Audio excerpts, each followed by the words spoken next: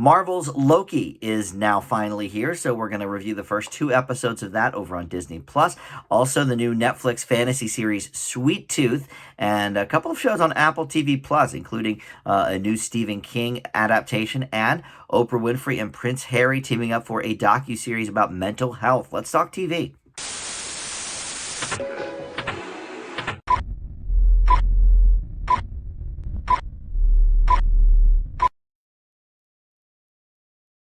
Hey guys, Dan here. This is Dan Reviews It. Welcome to TV news and reviews for the week. Loki, of course, the big one to talk about this week over on Disney Plus. We also have Sweet Tooth on Netflix. We Are Lady Parts, a comedy series on Peacock that's getting a lot of buzz. Lisey's Story and The Me You Can't See on Apple TV Plus, and over on Stars is a show called Run the World. Which essentially is sort of like a black version of Sex in the City that we'll tackle. But first up, of course, we must talk about the TV news, and a lot of this is actually going to be about the ratings. The ratings for the entire season are finally in. We talked a little bit about this last time, but more specifically now we have all of the ratings in for primetime series for the whole season. So we'll talk about that in a second. But first, some renewals and series endings. So a couple of shows renewed that I have not seen. So I guess we'll get to those first. There's a rom-com, Starstruck, that is renewed for season 2 already on HBO Max, just hours after season 1 premiered. So I will get to that, I guess, next week. I was on vacation last week, so I'm a little bit behind on all of my TV, but I guess we'll tackle this new rom-com, Starstruck, that's already been renewed. But it's no big surprise because it actually comes from the BBC 3, and they already renewed it for season 2 over there as well. So sort of a no-brainer that they would pick it up on HBO Max as well. Also on HBO Max, season 2 of Hacks. This is the Gene Smart show that I reviewed very highly just a couple of weeks ago. It is consistently ranking in their top 10 on HBO Max of all available titles. That includes new shows and old shows and movies.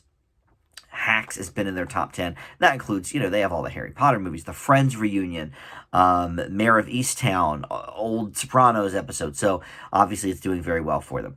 Over on Apple TV Plus, the horrible Jason Momoa show, had an early season 3 pickup. Season 2 does not premiere until August. And when I did my original, is Apple TV Plus worth it?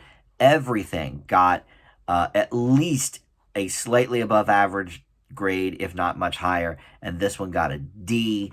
It was one of the worst shows of 2019 for me.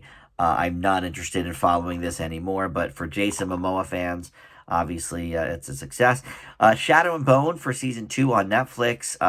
This is one I also sort of thought was average. I gave the first season a C.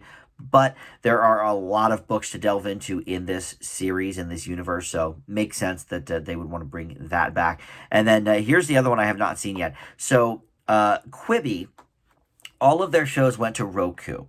And so, we've talked about that among the last few months here. And originally when Quibi launched, I did a Is Quibi Worth It video. Other than those first batch of shows, the only thing I've ever reviewed on Quibi is the Reno 911 reboot.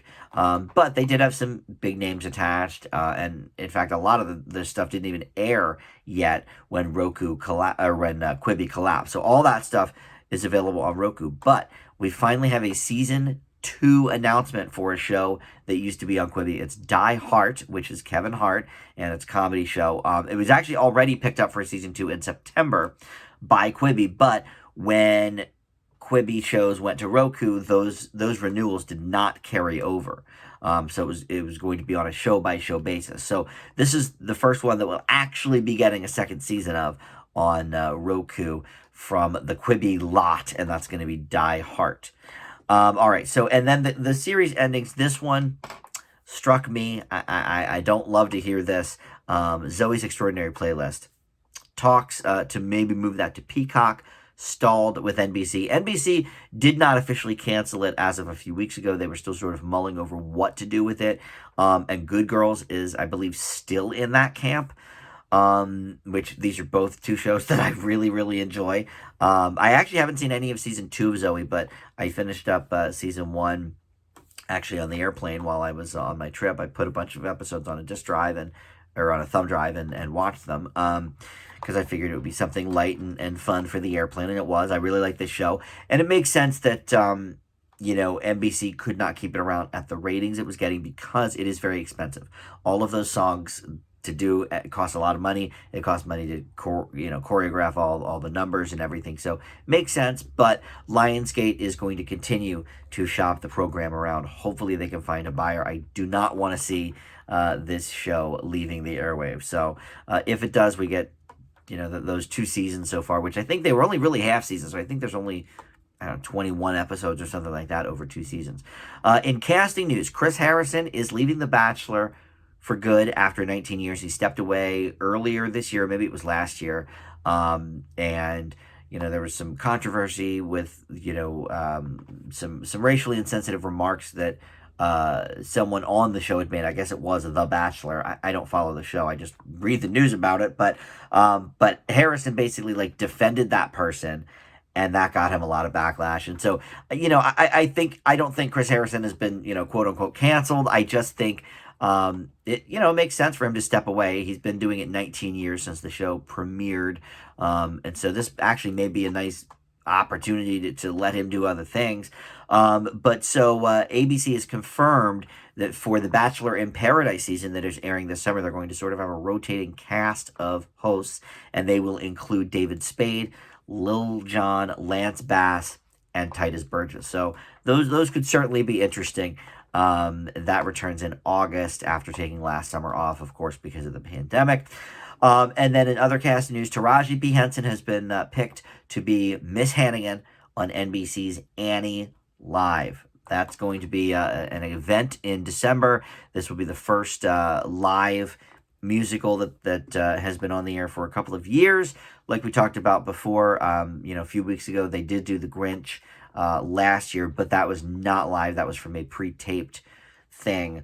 It was live on a stage, but then, it was recorded and then aired. So this will be live, and Taraji P. will be Miss Hannigan. Love her, and I really like that character. It's been seen, obviously, with Carol Burnett, sort of the standard, but Cameron Diaz did it in the Annie reboot several years ago. And speaking of reboots, there's one reboot to talk about this week, and that is it's a film reboot. We've had a lot of these films going to TV shows. Turner and Hooch, we're still waiting for that to premiere on Disney Plus, but there's a 10-episode straight-to-series order for a Ted prequel with Seth MacFarlane writing, producing, and voicing the character. Of course, the movie Ted, big hit in 2012. I didn't realize this, but Ted was the highest grossing original comedy ever. And by original, that means, not from an existing property, like, for example, 21 Jump Street or Borat or something like that.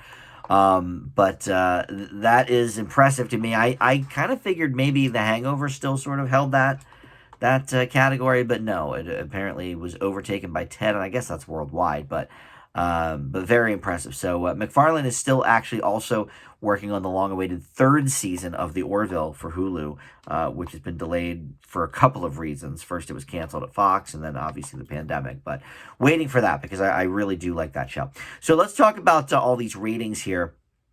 So for the first time ever, Saturday Night Live finished first in the 18 to 49 demo. That is the coveted demo for advertisers, and that's not just in late night. It is all entertainment shows on ad-supported television. So you wouldn't count, obviously, any streamers. You wouldn't count HBO, Showtime, but very, very impressive. It's the top-rated comedy in the demo for the 2nd year in a row, but top-rated show entertainment overall. Now, that means the sports don't count. Sunday Night Football, Thursday Night Football, those don't count. But yeah, that's very impressive. So it has a 2.06 rating in that demo, 18 to 49, which equals 2.67 million viewers every week. And that doesn't even count, let's keep in mind, everybody that watches on YouTube as well. I sometimes can watch it live. If not, I try to watch it next day on Hulu. But sometimes I will just go on YouTube and watch all the videos that they put up from the sketches and the monologue, and that doesn't count for ratings. And I don't even think my watching it on Hulu counts for ratings either. Maybe if I watch it on NBC.com or on my on demand, like if I had Comcast or something for cable, maybe that would count. But yeah, very, very impressive. There's only two other shows that even come close to that in that demo, and neither are comedies. Masked Singer and This Is Us both have a 2.00 rating. And the number two comedy in that demo is Young Sheldon with a 1.2 rating, so almost half of what SNL gets. And in overall ratings for any age group, it averages 9 million viewers a week. And that's live plus 7 days of delayed viewing. And that makes it 12th among all entertainment shows. So big year for SNL. Look, they always do better on a political year anyway. And obviously after sort of getting their last season cut short, they did a couple of the at-home episodes that, kind of worked, kind of didn't. But, it was their first year back in the studio, first full year anyway, since obviously they didn't get to do that in 2020. So I think expectations were high. And yeah, I mean, it's one of the few water cooler shows left. I think you had WandaVision, maybe Mayor of Easttown lately. But SNL, you could still talk to people. Oh, did you see such and such a sketch or whatever? I'll post them sometimes on my Facebook page. So it's up there. And before we get to the season overall ratings, I just want to point out that once again, Jupiter's Legacy was number one on the streaming chart for last week. Up 46%, by the way, for week 2, which a lot of Netflix shows will do that because they only have 3 days to be charted in the first place because they debut Friday. But once again, this show that I rated pretty highly, critically, it did not get a lot of love, but it got canceled after a couple of weeks on Netflix. I really enjoyed it. Now, the streaming chart is about a month behind. So like Loki wouldn't be on there, for example, yet. But in any case, yeah, Jupiter's Legacy, number one again. So it's sad that they canceled that show. But all right, so let's look now. I'm going to just reveal the top 30 shows, and this is for all age groups. There is a different list for 18 to 49s, which I think I watch a little bit more of the shows in there. Most of the shows I watch are like down in the 40s, 50s, 60s, and below. We're talking about shows like Unicorn, the Goldbergs, the Connors, All Rise, stuff like that. The Neighborhood. But most of these shows up here are going to be your hour-long procedurals, and there's a few reality shows or competition shows as well that I don't really care for. I think in all the top 30, I probably watch 4 of these shows, to be completely honest, but let's count them down. So number 30 to 1 will go. So this is 7 million viewers a week for number 30. So, we're starting out okay here, but that's Station 19. The Rookie is next. I do actually watch that. So there you go. Number 28, Celebrity Wheel of Fortune. I watched that too. NCIS New Orleans. Big Sky, okay, I watched that too. But then here comes, a whole bunch that I don't watch. American Idol Sunday edition, Magnum PI, Masked Singer at 23, I do watch that. NCIS Los Angeles, Law and Order Organized Crime, The Good Doctor, Grey's Anatomy, The Voice Tuesday, The Voice Monday, Bull, 911 Lone Star, FBI Most Wanted, This Is Us, okay, that's the first one I've watched in about 10 of these. This Is Us gets about 9.3 million viewers every week. Young Sheldon, number 12, 911, number 11. I do watch both of those. So I guess maybe I watch about 6 of these. But in the top 10 shows that are on TV, I don't watch any of them. Number 10, Chicago PD. Number 9, Chicago Med. Number 8, Blue Bloods. Number 7, Chicago Fire. That NBC Chicago lineup is like crazy. Number 6, 60 Minutes. Number 5, FBI. Number 4, believe it or not, The Equalizer. That Queen Latifah show. Now, I did watch the premiere of that so I could review it, but I don't need to ever watch that again. Number 3, NCIS. Number 2, Thursday Night Football. And number 1, Sunday Night Football. So of that top 30, I do watch maybe about 6 of them, but I don't watch any of the top 10 shows.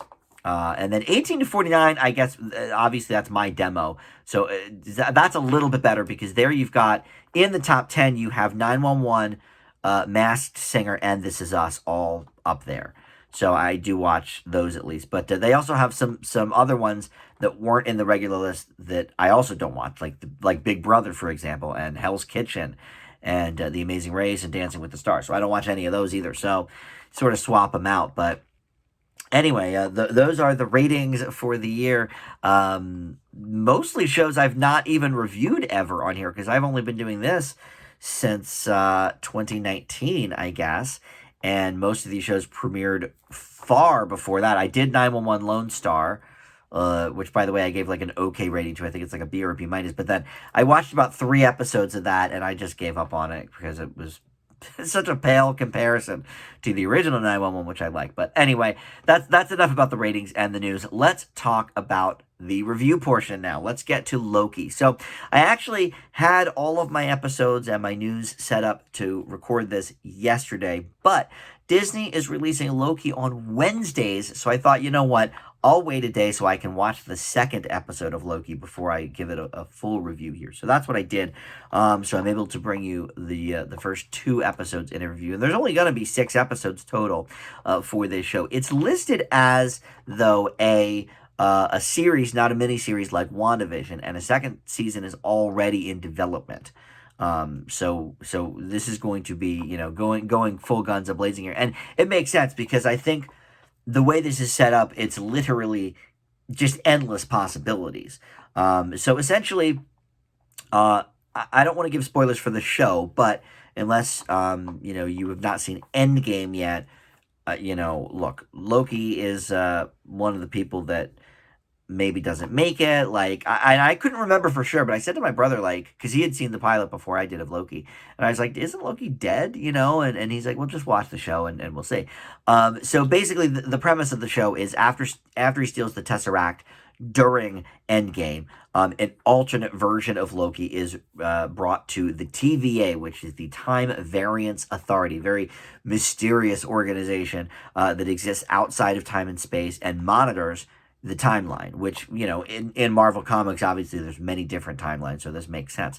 So they give Loki a choice, face being erased from existence because he is a time variant, or he can help try and fix the timeline and stop any greater threats that may occur. So essentially, I'm actually really glad I watched that second episode because the first episode is more or less just setting things up. We meet some of the other people, including Owen Wilson here as his buddy Mobius Mobius, who is a TVA agent that really is in Loki's corner. He's kind of going to bat for him, but specializes in mysterious and dangerous time criminals. So Loki kind of fits the bill for that. And Loki, I should point out, if you don't know, is played by Tom Hiddleston, as he is in all the Marvel movies.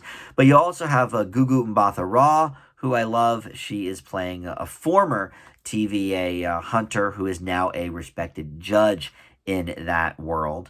And we see Tara Strong here as well and a few other people. But basically the first episode just kind of sets everything up. And we're introduced to this world, the TVA, these characters. But then the second episode becomes more of what I think the show will be, which is sort of a crime thriller / time travel type of show. And so, look, WandaVision was great. Loved it. Gave it an A. It will probably appear, in my top 3 or 5 of the year. But then Falcon and Winter Soldier, I only ever watched that first episode of so I could review it for the show here. I didn't watch the rest of it. I probably will, I guess, before the new whatever movie I need to watch. I guess maybe it leads into Doctor Strange or something, or maybe Captain America 4.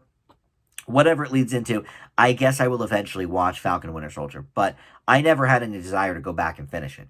But Loki, this is more in the vein of WandaVision in the sense that it is something very different.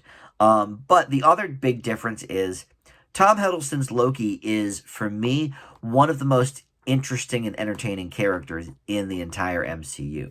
I mean, he basically saved Thor 2 from being worse than it was. It's still one of the worst Marvel movies. I think we can all agree on that. But I think the only things memorable about that movie at all were Loki. He is a great little mischievous villain, and he's, one of these great comic book villains, like, I don't know, the Joker or something, where you kind of root for him sometimes because he's so much fun to watch on the screen, you know? And so I think giving him his own show is a great idea, and I think the way they've done it is also very, very clever, so that there's really quite endless possibilities. In fact, in episode 2, he's sort of looking for his time variant, but of course, they will not look like Loki because he can, shapeshift into other people. So, he's having a difficult time sort of running himself down and whatever. And it's fun. Hiddleston is having a great time with the character. And this is something very different. Now, Owen Wilson, look, I'm not his biggest fan. I think he's fine. I'm more of a Luke fan myself. But Wilson also doesn't step out of his comfort zone here. He is very Owen Wilson in the MCU. And that can sort of work for or against an actor. I think for Robert Downey Jr., obviously, it worked fantastically. For Ryan Reynolds' Deadpool, it works fantastic. For Owen Wilson, I don't know. It works okay. But it's all sort of tongue-in-cheek, so I think they sort of know that, okay, they're giving us Owen Wilson just doing Owen Wilson inside the MCU. So I think everything about this show is kind of tongue-in-cheek. Like, I don't think they're trying to pull any punches with that one. Pretending like this is the greatest acting job of Wilson's career. But so he has fun with it. Maybe not as much as Hiddleston is having fun with it. Few could be, but it's definitely cheeky. Is it a little too sort of madcap sometimes? Yeah, maybe. And I also don't know that it's going to build to anything. I think this is going to be one of those shows that maybe you can just watch and not have to.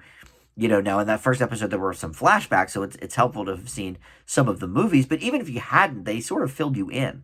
So even if you're not the most ardent Marvel fan, I think you'll still find something enjoyable about this. And I guess depending on what they do with the plot and stuff, I don't necessarily think it's going to lead into any of the future Marvel movies. So in that respect, it's kind of nice that we have sort of a standalone show. I don't know if that will end up being the case, but everything they're talking about so far is kind of in the past. Now they do go to the future a little bit in episode 2. They go to 2050, but it's still, I'm not sure if it has anything to do with upcoming Marvel projects. So I like that about it too. So this for me was another hit from the Marvel Television Factory on Disney Plus. I leave Loki with an A-. Let's talk next about another fantasy show. This is Sweet Tooth over on Netflix, and this is the show, if you've seen any sort of promos or anything, it's the one with the little kid who has deer antlers. He's like sort of part deer, part kid, and that is played by Christian Convery. He plays Gus, who is a 10-year-old, and yes, he is a half human and half deer boy who wants nothing more than to find his mother. However, he is raised right now by his father, who's played by Will Forte. He calls him Pubba, as in Papa. But 10 years before the start of the show, basically when he was born, the Great Crumble happened, which was a virus that killed a lot of people all over the world and led to this mysterious variant in people. And so you've got these hybrid babies that are born part human, part animal. And nobody quite can figure out whether hybrids were the cause of the virus, or maybe the result of the virus. Nobody knows. But you also have Nonzo Anazi here, I want to say, as Tommy, who is a traveler and quote-unquote last man who saves Gus from poachers and sort of takes him on a journey to find his mother. Gus, calls him Big Man, and he names Gus Sweet Tooth. Because he just gets into the candy, and there you go. So this is based on another property as well. It's the comic book called Sweet Tooth. I believe it's a DC property, which makes sense because if I remember correctly, they had the WB logo at the beginning of each episode. So I watched the first 2 episodes of this, and it's another interesting one. I like these kinds of shows. I feel like more than all of the like young adult and superhero type shows that we've been getting lately on all the streamers, really, but Netflix has really been hammering home all of these sort of fantasy in the like Game of Thrones fashion, like Shadow and Bone, for example, or the more superhero stuff like the Irregulars and stuff like that.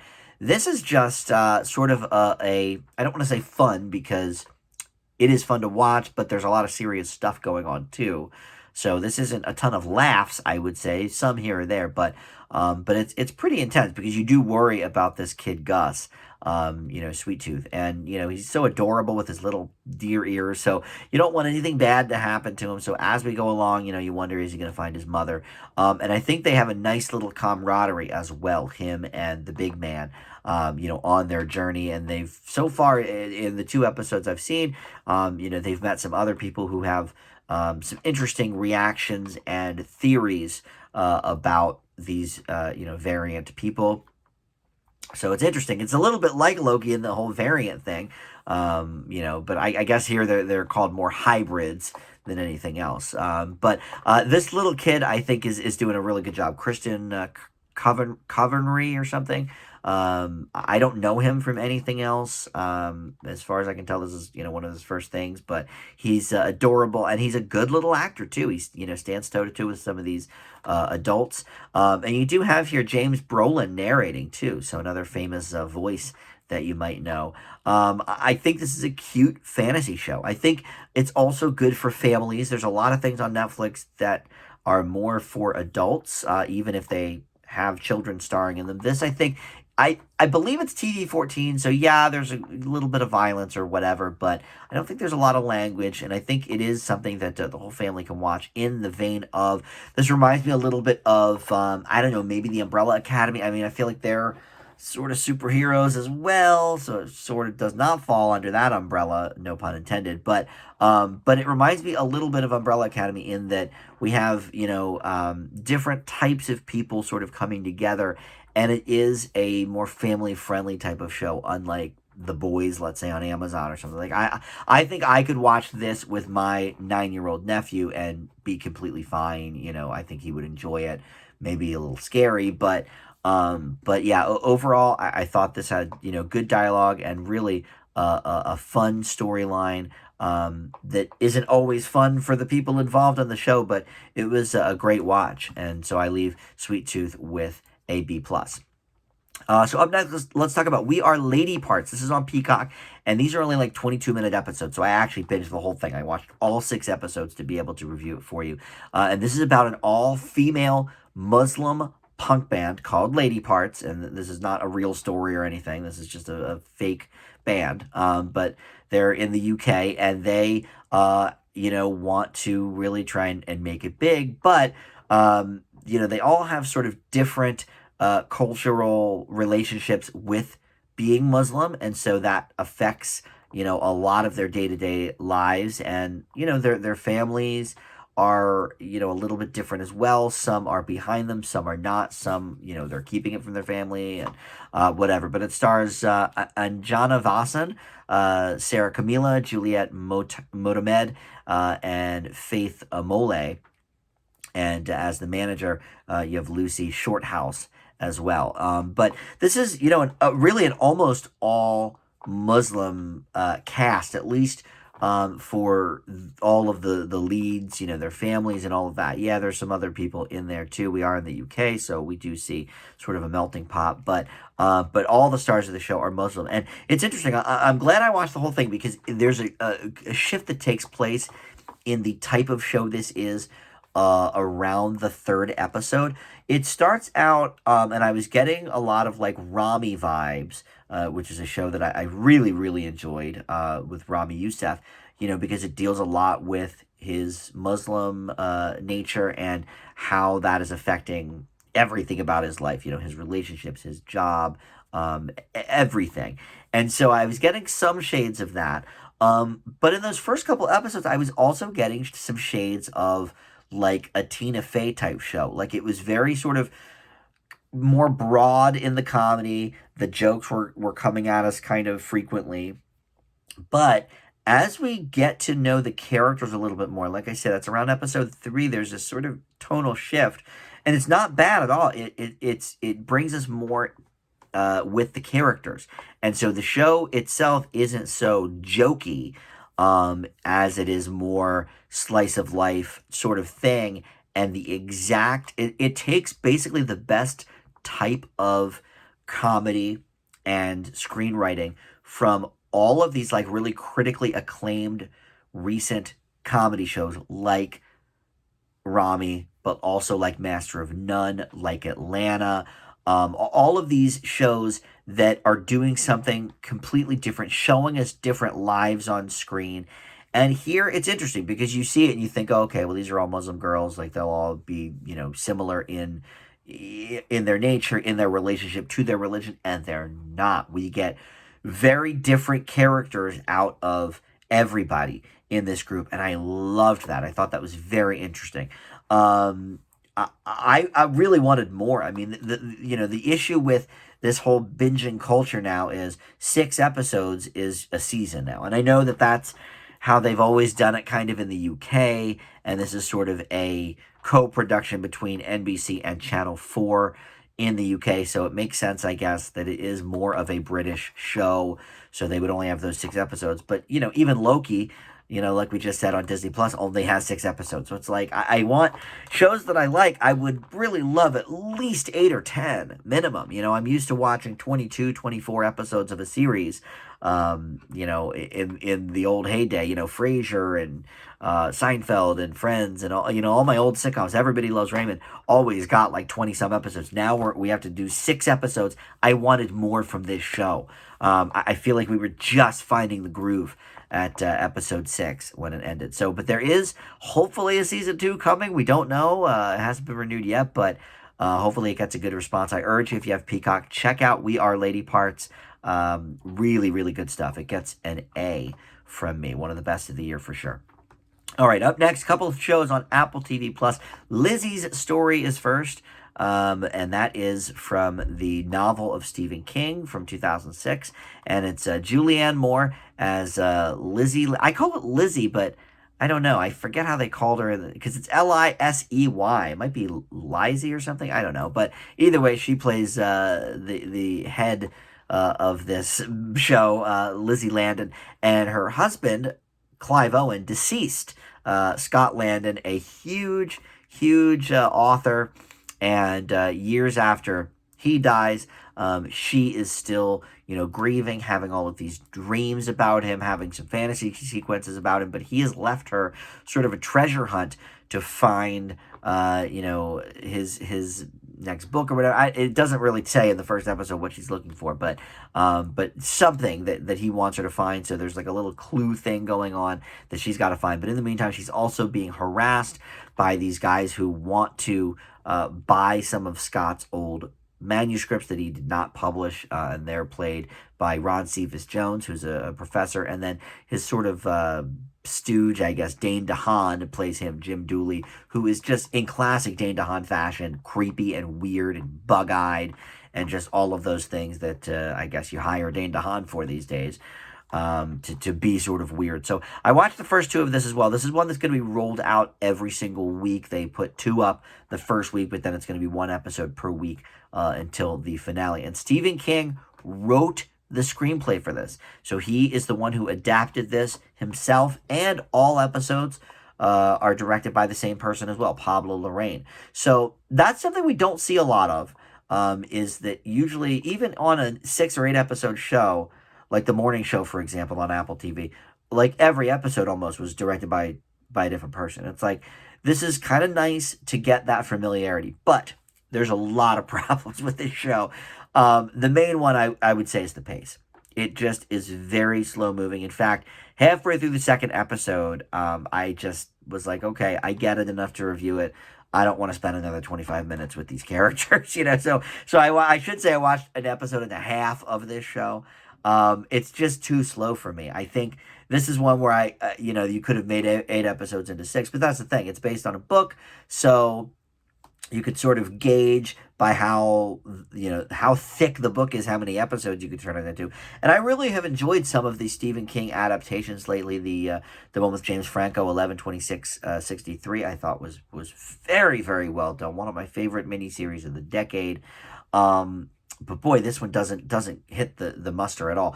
And it's Stephen King, of course, known for his horror and stuff, and there's definitely some horror elements here. In fact, Joan Allen plays Julianne Moore's sister, and she's got a lot of mental issues that she's dealing with, and we see a lot of like she's sort of slamming glasses on the table and sort of like cutting her hands up with the glass and stuff, and that's like freaky.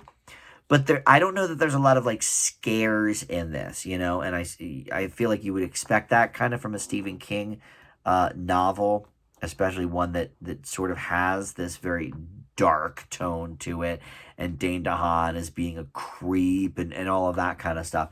So look, maybe it gets scarier as we go along with the whole stalking aspect. I don't know.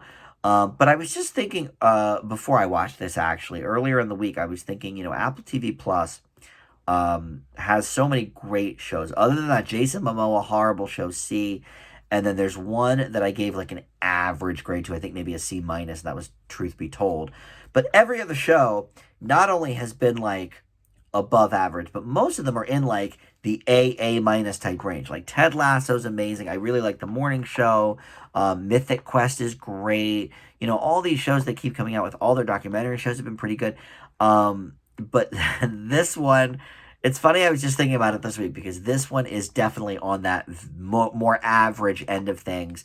Maybe if you're a huge King fan, maybe if you read this and this could resonate with you a little bit more, you'll find more out of it. But, Clive Owen is sort of doing his best here to be this ghost type of figure.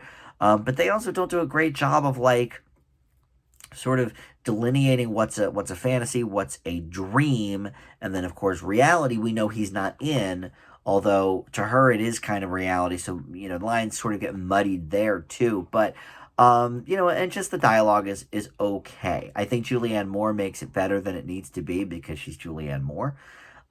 Joan Allen, same thing. I mean, she's a pretty one-note character so far, but she's at least wringing something out of it. So yeah, good performances for sure.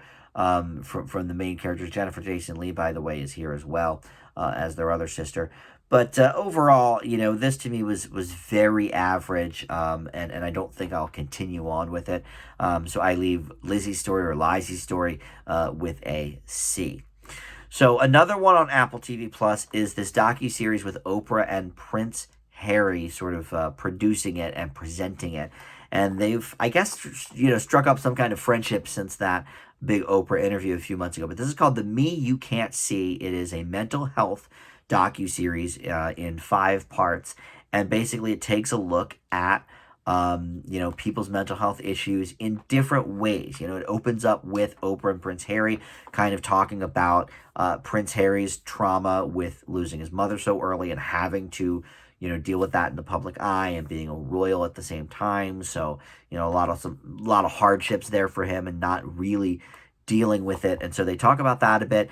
And then, it sort of shifts gears then and goes to some famous people and what they deal with on a day-to-day basis with their own mental struggles. And it's not all the same thing. Like in that first episode, we see basically 3 different celebrities.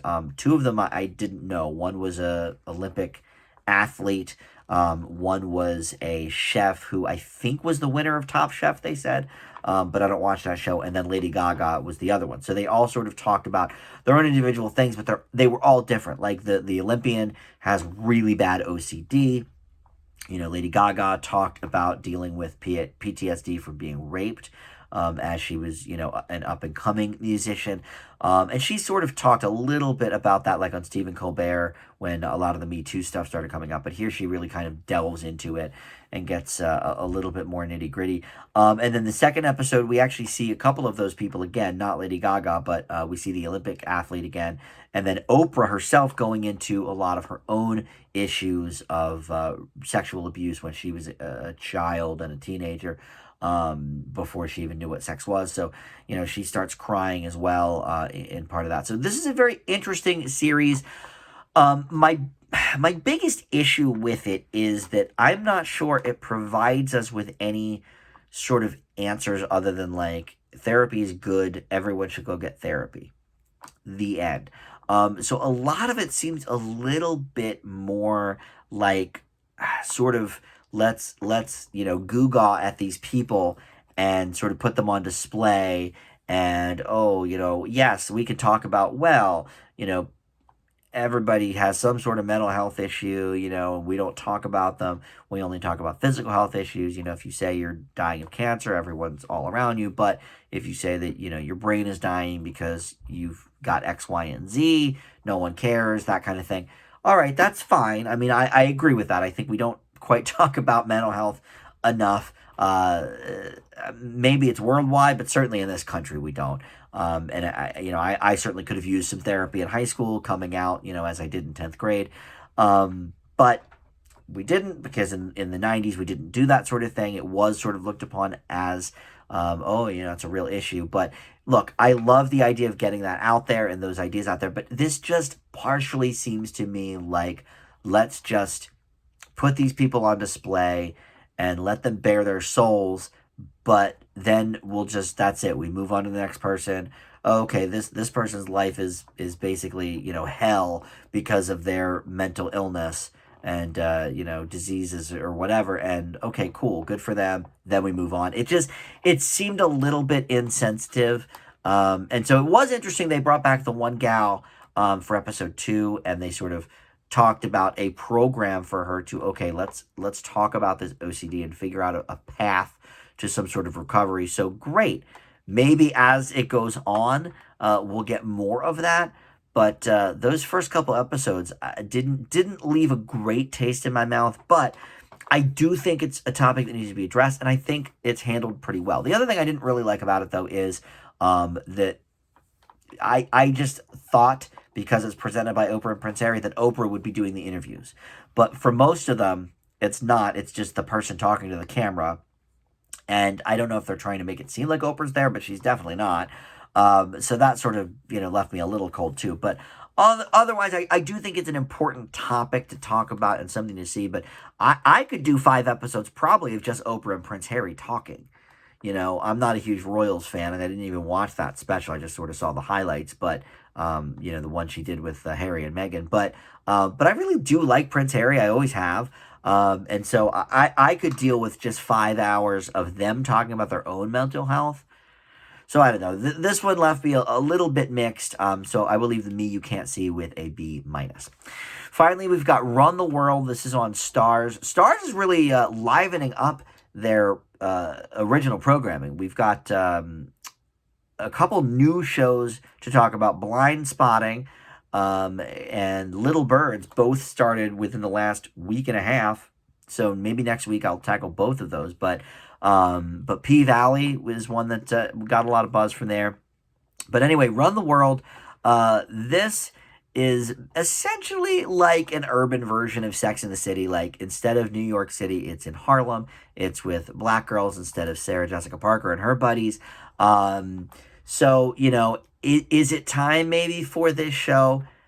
Actually, kind of. I think this is not a bad idea. And actually, this is about to wrap up. It premiered almost a month ago, and I only saw it because I saw an ad for Blind Spotting, and I loved that movie, and the show is coming to Star. So I clicked on that, and it was like, oh, watch Run the World, too. And I was like, oh, okay. Didn't even know that was a show. So you can get, I think the first 6 episodes now are available. There's going to be 8 total. But Amber Stevens-West is sort of like the star of it, the Sarah Jessica Parker, I guess you could say. And I have known her from a couple of different things. She was in 22 Jump Street, for example. But the other ladies, I don't really recognize. One of them was on NCIS LA. That's Andrea Bordeaux. And you've got Brisha Webb as well. And Corbin Reed. And Rosie O'Donnell is said as a recurring character here, but she didn't pop up in the first 2 episodes I saw. But essentially, this is about 4 single women right about that same age as the Sex and the City ladies were 20 years ago. And they are just, doing their thing, living their life, having their sex, doing their careers, the whole thing. And it's just got that vibe to it, and like Sex and the City, where New York was sort of a 5th character, Harlem does sort of become a 5th character in this show as well. So I think the camaraderie is there. like Sex in the City, though, this isn't like a laugh out loud type show. Like, I didn't find myself howling, at some of these things. It's more situational, and more like, oh, isn't that, interesting? Or, oh, I can relate to that, or whatever it is. And so I don't know that this is going to be one of the funniest shows of the year. And certainly, even though I am not a young black woman, I certainly still am kind of mindset wise in that, sort of late 20s age range, because I stay up very late. I am still single. So, it's like I can definitely relate to, some of the things happening. It's why I watch so many shows on Freeform, honestly. It's why I love the bold type, and some of those shows, because I feel like I can sort of relate a little bit to that. But anyway, I think the camaraderie is good here. It basically just doesn't amount to more than a Sex and the City ripoff, though. So for that, I do have to dock at some points. I'm going to leave Run the World with a B. All right, well, that will do it. Like I said, I got a little behind because of my trip, but I will have a summer 2021 game show episode coming up with Crime Scene Kitchen and Celebrity Match Game, or what is it, Celebrity Dating Game, and some of those other shows. So we'll have that in the next couple of weeks, and also a bunch of new shows that premiered while I was gone, including Blind Spotting and some other ones. So thank you for watching, and we'll see you back here next time. Bye.